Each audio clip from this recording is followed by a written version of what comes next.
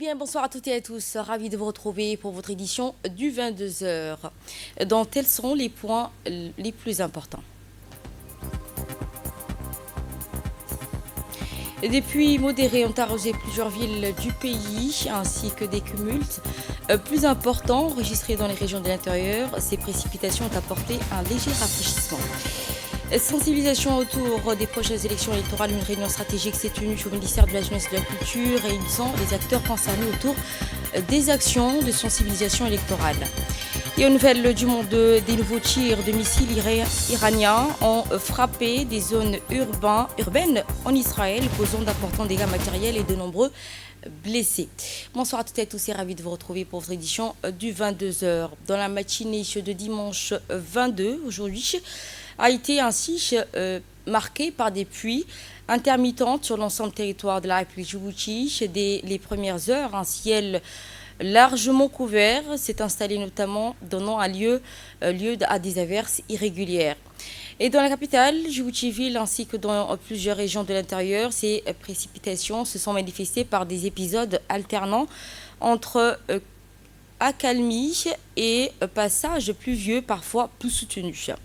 Et selon les tendances météorologiques, ces conditions pourraient se maintenir de manière ponctuelle au cours de la journée avec un risque de persistance. Bien que modérés, ces pluies demeurent bénéfiques pour l'environnement tout en appelant à la vigilance aux usagers face à ces conditions changeantes.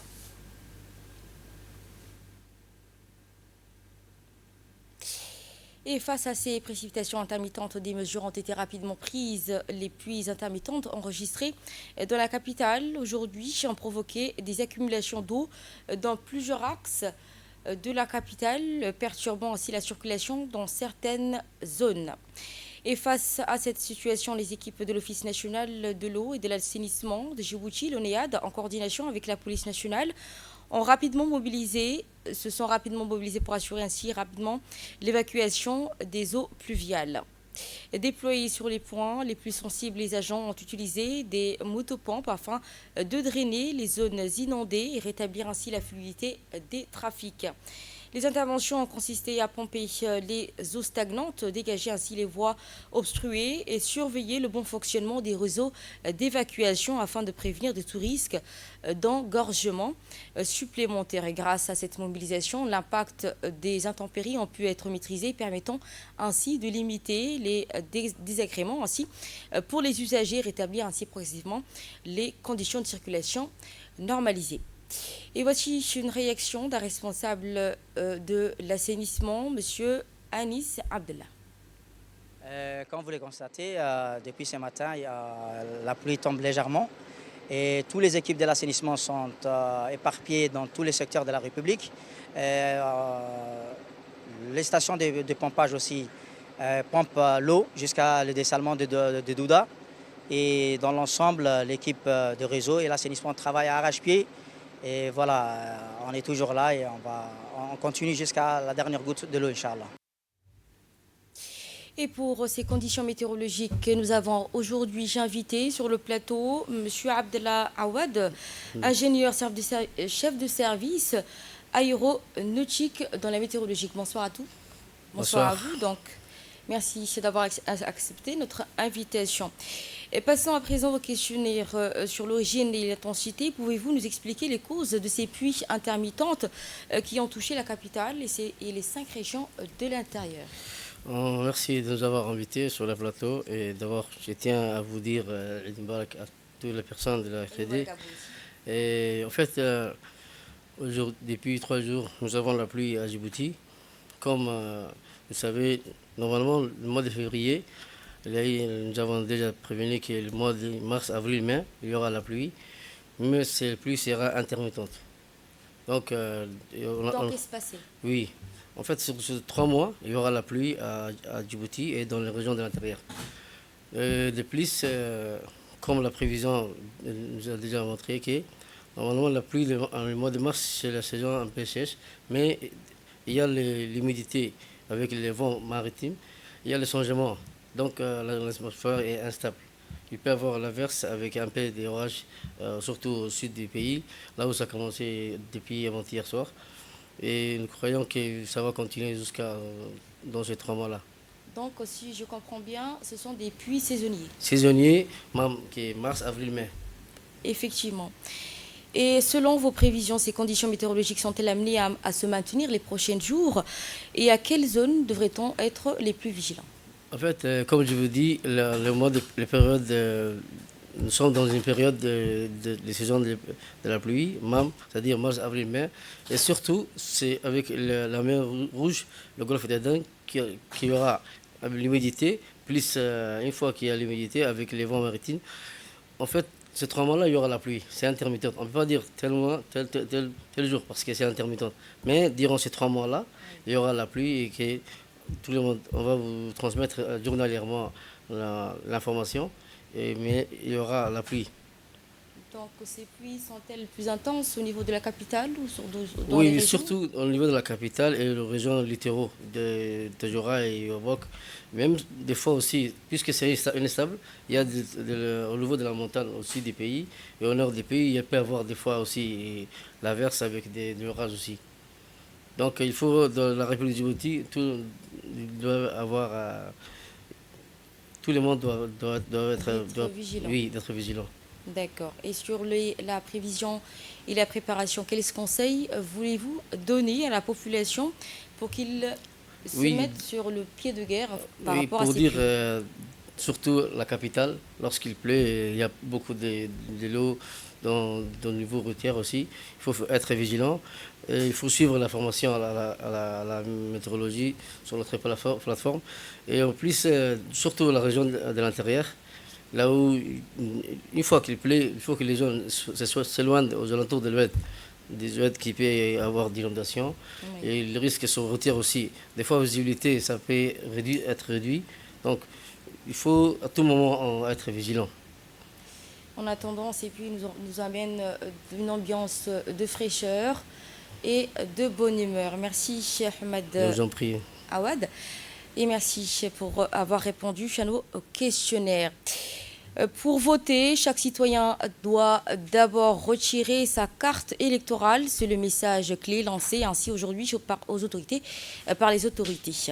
Une importante réunion qui s'est tenue au ministère de la Jeunesse et de la Culture pour marquer le lancement officiel de la campagne de sensibilisation au retrait des cartes électorales en vue de l'élection présidentielle prévue le 10 avril 2026. Cette rencontre qui s'est déroulée en présence de la ministre de la Jeunesse et de la Culture, Dr Hiwo Moumin Assoui, du secrétaire général du ministère de l'Intérieur, Suleiman Moumin Roblé, ainsi que des responsables régionaux et des directeurs des centres de développement communautaire.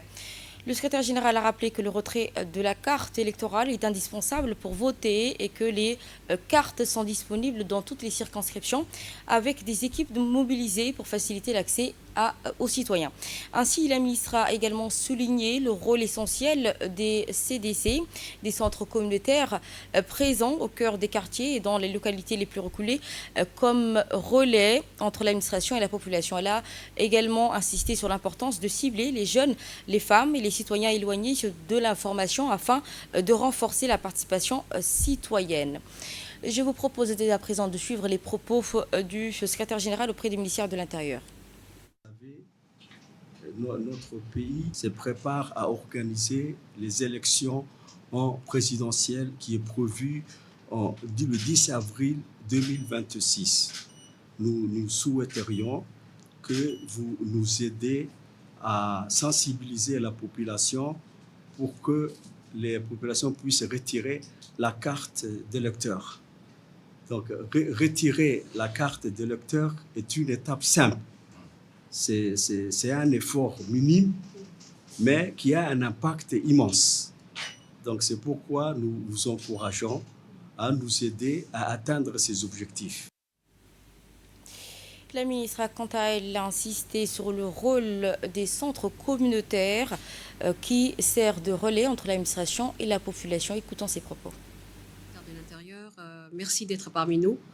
Donc vous avez en face de vous tous les directeurs de CDC de la capitale et les sous-directeurs des régions de l'intérieur. Ils sont là pour exprimer leur engagement. Quand il s'agit d'une question de sensibilisation, ils sont vraiment au premier rang Ils sont au premier plan pour faire ce travail-là, puisqu'ils exercent dans le centre de développement communautaire. Et que très souvent, ils ont la société, la communauté et les jeunes en contact permanent. Je ne pense pas que ce soit la première fois que vous avez fait un travail de sensibilisation concernant cet acte démocratique et républicain. Donc nous, on dit souvent un acte citoyen, civique et citoyen, de retrait de cartes électorales. Mais cette fois-ci, c'est important puisque c'est des élections présidentielles, mais c'est des élections présidentielles et donc c'est d'autant plus important sur la question démocratique et républicaine. Donc c'est pour ça que nous souhaitons formaliser cette campagne et dire, voilà, les CDC et tous les personnels et les responsables sont prêts, debout. Le message que vous avez à transmettre étant celui-là, voter est un droit mais aussi un devoir. Donc c'est vraiment un travail civique et c'est le premier acte de préparation à ces votes présidentiels qui aura lieu le 10 avril 2026. Et nous sommes vraiment très contents de travailler avec le ministère de l'Intérieur parce que c'est eux qui sont chargés et l'ensemble des préfectures, c'est eux qui sont chargés de la distribution de ces cartes dans les différents arrondissements. Donc vous, le travail que vous aurez à faire, c'est la sensibilisation auprès des jeunes, des communautés et prioriser ce travail-là jusqu'à la fin de retrait et faire en sorte que la sortie de cartes puisse vraiment avancer et atteindre des pourcentages importants. Ça fait partie de vos responsabilités au sein de différents CDC. Donc on a voulu juste formaliser et dire on va faire appel à nos CDC comme d'habitude pour que le plus gros travail de sensibilisation puisse se faire au sein, avec bien sûr toute la communauté, les comités, le quartier. Vous êtes au plein cœur de quartiers populaires et dans les régions même, dans certaines localités très éloignées. Hein. Donc tout ce travail-là, dans la totalité de 40 CDC, ce message soit transmis à tous. Et dans le magazine de ce 22h, grand format de la rédaction, parleront de l'investissement au niveau de l'État. Créé en 2021, le secrétaire d'État chargé aux investissements et du secteur privé s'impose aujourd'hui comme un levier essentiel de l'attractivité économique de Djibouti au cœur de cette réforme engagée par le pays. Il œuvre activement à l'amélioration du climat des affaires et dans la dynamisation des secteurs privés. Dans ce magazine, nous vous proposons de découvrir comment cette institution stratégique contribue à positionner Djibouti comme un régional d'investissement et d'opportunités.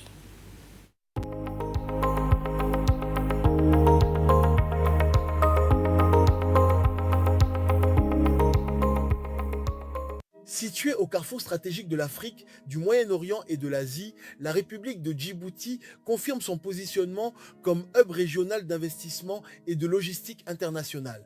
Sous l'impulsion de son Excellence, le président de la République, Ismaïl Omar Guelleh, Djibouti a engagé depuis plusieurs années une réforme structurelle profonde visant à moderniser l'économie, améliorer la gouvernance et renforcer l'attractivité du territoire. Cette dynamique s'inscrit pleinement dans le cadre stratégique de la vision Djibouti 2035, feuille de route nationale axée sur la diversification économique, le développement du capital humain et la promotion du secteur privé comme moteur central de croissance durable et inclusive. En 2021, une étape majeure a été franchie avec la création du secrétariat d'État chargé des investissements et du développement du secteur privé. Cette institution stratégique traduit la volonté de l'État de placer l'investissement au cœur des priorités nationales. Elle constitue le bras opérationnel de la politique présidentielle en matière d'attractivité économique. Le secrétariat d'État en charge des investissements et du développement du secteur privé a été créé en 2021. Le premier objectif auquel nous tenions et qu'il fallait atteindre très rapidement, c'était celui de l'amélioration du climat des affaires. Et pour ce, il fallait y mettre en place un dialogue public-privé permanent. Instaurer ces dialogues a permis au secteur privé de comprendre très vite que l'appui de l'État en leur faveur était important. Le secrétariat d'État en charge des investissements et du développement du secteur privé a également mis en place des méthodes qui contrastait avec le passé, ce qui s'est traduit par l'accompagnement spécialisé, adapté à chaque investisseur. Au cœur de ce dispositif figure l'Agence nationale pour la promotion des investissements, promouvoir Djibouti comme destination d'investissement et d'accompagner les opérateurs économiques dans leurs projets. Grâce au guichet unique, les démarches de création d'entreprises sont désormais simplifiées, les délais réduits et les procédures modernisées, offrant un environnement plus compétitif et plus sécurisé aux investisseurs. En 2023, 41 projets d'envergure qui ont demandé assistance au secrétariat d'État. Ceci démontre de l'amélioration de l'environnement des affaires. Son investissement se lie dans les données techniques. Nous sommes également satisfaits d'avoir fait un travail important dans l'attraction des investissements directs étrangers. Le point phare est celui de la signature de l'accord de promotion et de protection des investissements avec le ministère des Investissements de l'Arabie saoudite. Et de cet accord, aujourd'hui, nous collectons les fruits et nous notons une arrivée massive des investissements de l'Arabie saoudite. Nous notons également une masse importante aujourd'hui qui se tourne vers les investissements. Et c'est une partie gagnante pour nous, le fait de voir nos compatriotes s'insérer massivement dans le secteur privé. Nous avons mis en place au sein du secrétariat d'État la cellule d'accompagnement en vue de les aider à s'insérer massivement dans le secteur privé. La vision 2035 du chef de l'État, son Excellence Al-Hajj Ismaïl Omar Guelleh, a intégré le secteur privé dans son plan en ayant connaissance que le secteur privé est le principal pourvoyeur d'emplois, que de créer la richesse au sein d'une économie. Dans cette dynamique d'ouverture économique et de promotion des investissements, Djibouti s'apprête également à accueillir un événement économique majeur de l'espace francophone. Notre pays sera, du 6 au 8 octobre 2026, l'hôte de la mission économique de l'Organisation internationale de la francophonie, une rencontre qui réunira entreprises, investisseurs et décideurs venus de plusieurs pays francophones afin d'explorer les opportunités d'affaires et de renforcer les partenariats avec l'Afrique de l'Est.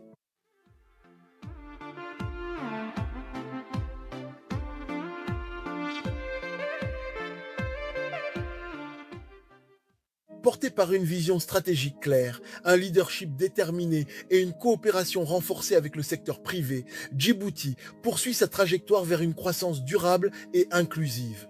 Investir à Djibouti aujourd'hui, c'est choisir un carrefour mondial d'échanges, une plateforme logistique stratégique et un partenaire engagé dans la modernisation et la prospérité partagée.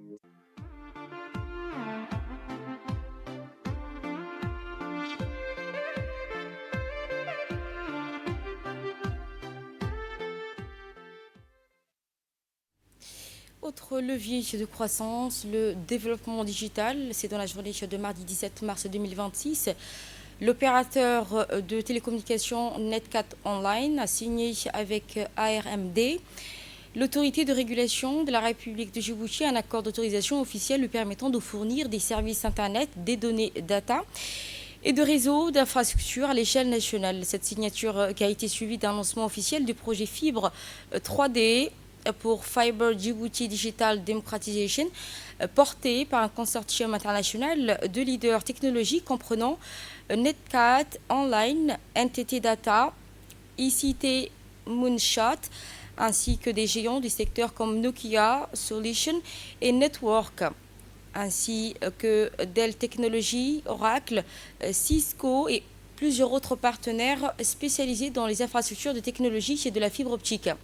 L'accord marquant ainsi un tournant historique pour l'économie numérique de Djibouti et symbolisant le début de la démocratisation du numérique dans le pays.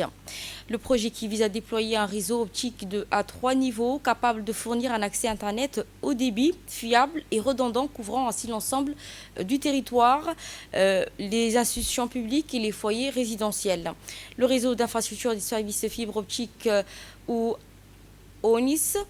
Optical Network Infrastructure Service sera déployé sur 68 000 sites, garantissant à chaque citoyen et à chaque entreprise bénéficiant d'une connectivité moderne et abordable. Ce réseau permettra également l'accès à l'Internet et aux services de données, mais aussi à des technologies de forte valeur ajoutée telles que le cloud computing ainsi que l'intelligence artificielle grâce à l'expertise du consortium international.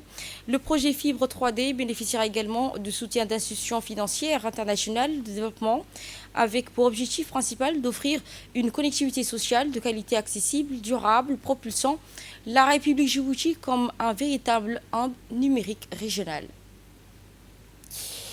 Autre magazine de cette édition, l'inauguration de 1020 logements sociaux à Balbala dans le grand format de la rédaction. Une nouvelle étape de la politique sociale qui s'inscrit avec l'inauguration de 1020 logements ainsi offrant aux familles djiboutiennes un cadre de vie digne et sécurisé. Ce projet ambitieux reflète ainsi la vision déployée aux autorités symbolisant l'avancée concrète vers un accès élargi au logement pour tous.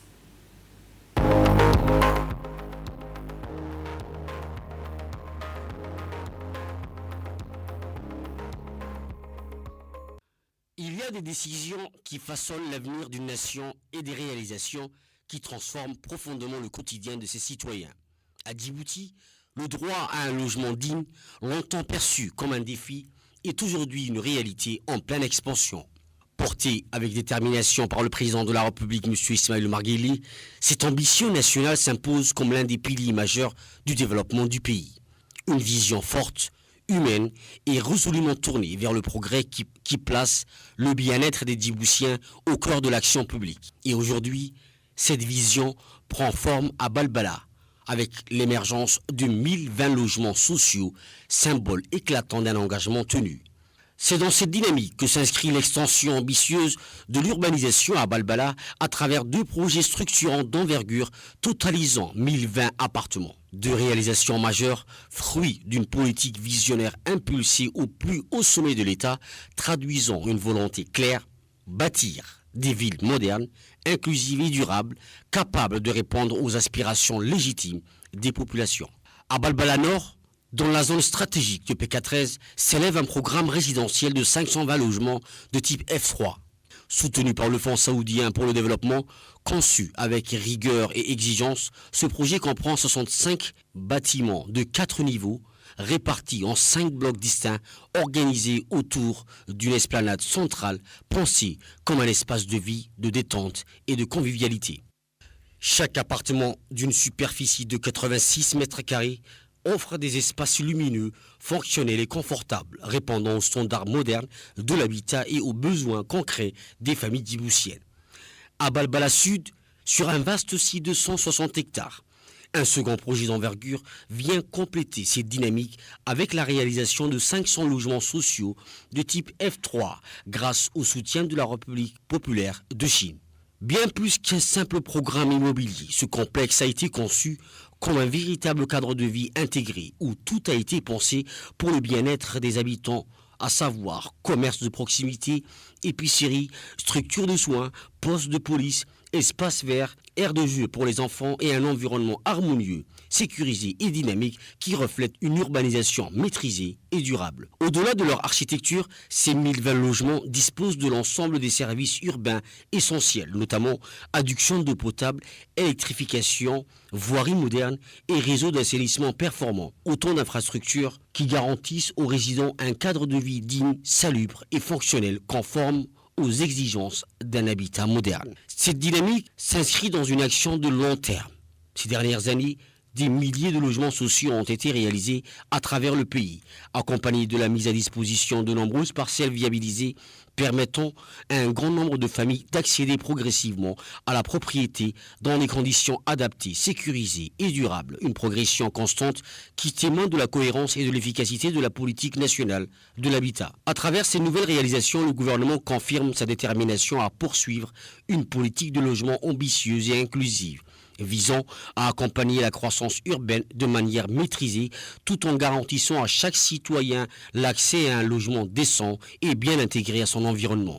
Et aujourd'hui, une nouvelle étape décisive s'annonce. Le lundi 23 mars, le président de la République, M. Ismaïl Omar Guelleh, procédera à l'inauguration officielle des 1000 logements sociaux dans la commune de Balbala. Un moment fort, solennel, porteur d'espoir. Car derrière chaque porte qui s'ouvre, c'est une nouvelle vie qui commence.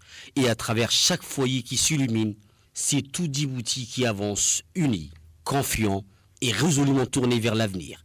Car au-delà des bâtiments, ce sont des vies qui changent, des familles qui se reconstruisent et un avenir qui s'éclaire. À Balbala, c'est bien plus qu'un projet qui voit le jour.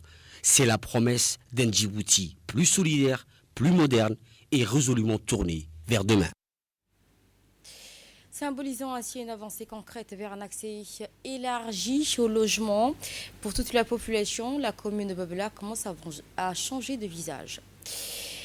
Initiative sociale, l'association Cartilet Diaspora a procédé à l'installation d'une nouvelle aire de jeu baptisée Cartilet Playhouse au profit des enfants de Cart 7 bis, offrant ainsi un espace de loisirs moderne, sécurisé et accessible. Implanté au sein du Centre de développement communautaire, cette initiative portée par des membres de la diaspora djiboutienne en Amérique du Nord vise à créer un lieu d'épanouissement pour les enfants, en particulier ceux issus des familles modestes, à l'occasion de la fête de la Eid. Et sous la présidence d'Ibrahim Alibou, basé aux États-Unis, l'association s'est également illustrée par la distribution de vêtements de fête à plus de 100 enfants durant les derniers jours. Dès son inauguration, l'aire de jeu a rencontré un vif succès. De nombreux enfants s'y sont retrouvés dans une ambiance festive et conviviale. Et au-delà de son aspect ludique, Cartilet Playhouse se veut un véritable espace de vie communautaire. Les revenus générés seront réinvestis dans des initiatives sociales, dans une logique durable au service du développement local. L'association Cartilet Diaspora a par ailleurs tenu à exprimer sa reconnaissance à l'ambassadeur de la République djiboutienne aux États-Unis, Mohamed Siad Ali, pour son soutien constant à la communauté djiboutienne établie aux États-Unis.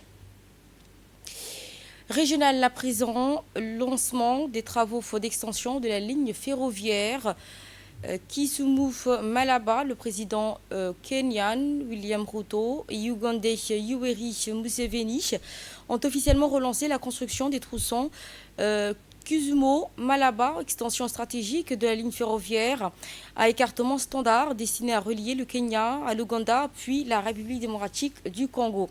Ces travaux lancés il y a quelques jours marquent ainsi une étape décisive après l'arrêt du projet en 2019 puis son prolongement jusqu'à Suswa.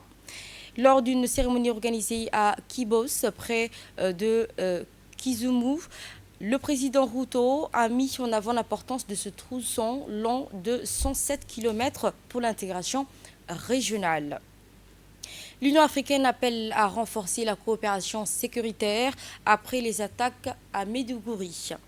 La ville de Maiduguri, au nord-est du Nigeria, a été frappée le 16 mars par une série d'attaques suicides meurtriers faisant de nombreuses victimes et ravivant les inquiétudes sécuritaires dans la région. Ces attaques qui ont ciblé des zones civiles densément peuplées ont semé la panique parmi les habitants. Ces équipes de secours se sont rapidement mobilisées pour prendre en charge les blessés, tandis que les autorités ont renforcé les dispositifs de sécurité afin de prévenir toute nouvelle menace. Ainsi, cette réaction qui intervient dans un contexte de recrudescence des attaques terroristes sur le continent, soulignant ainsi l'urgence d'une réponse collective et coordonnée. Les enquêtes se poursuivent, tandis que la population de Maiduguri demeure sous le choc dans un climat d'inquiétude. Un missile iranien détruit un quartier entier en Israël. Ainsi, au 23e jour du conflit opposant les États-Unis et Israël à l'Iran, une nouvelle escalade a été enregistrée avec des frappes de missiles iraniens visant plusieurs villes israéliennes, notamment Arad et Dimona, causant des morts et des dizaines de blessés. Selon donc des sources israéliennes, moins de 88 personnes ont été blessées, dont plusieurs grièvement après l'impact des missiles ayant endommagé plusieurs bâtiments. Le Premier ministre israélien, Benjamin Netanyahu, a évoqué une nuit extrêmement difficile, réaffirmant la détermination de son pays à poursuivre les frappes contre son adversaire. Et ce sera tout. Merci à toutes et à tous de nous avoir suivis. Merci à l'équipe de la régie. Merci pour votre fidélité. C'était le journal de la rédaction.